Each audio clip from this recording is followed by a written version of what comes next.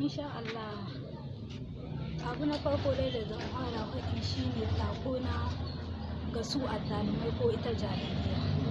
Abin da zan ce dai karo na farko so riga sun yi kuskure da suka bari har an haife mu ko an haife kannanmu da ma sauran ɗiyan shahida.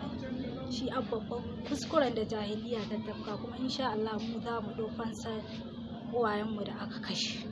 Kuma insha Allah muna nan kan turbar da sun katai suka bar mu har mu riske su ko na shara ko shahara insha Allah. Zuwa ga sauran 'ya'yan shahidai kuma ina ƙara ba mu haƙuri da yanayin da muka samu kanmu da cika ma iyayenmu ƙudurinsu ko alƙawalinsu na ganin tabbata addini ya tabbata. Sannan mu ɗauki rayuwarmu ita ce fanta ga jagoranmu Imam Zakzaki. Ko mu ɗau alƙawarin komi tsanani komi wuya za mu zauna tare da Imam Zakzaki insha Allah, kamar magana da muka ce hayatana Zakzaki wa matana Zakzaki, to insha Allah hayatana Zakzaki wa matana Zakzaki insha Allah.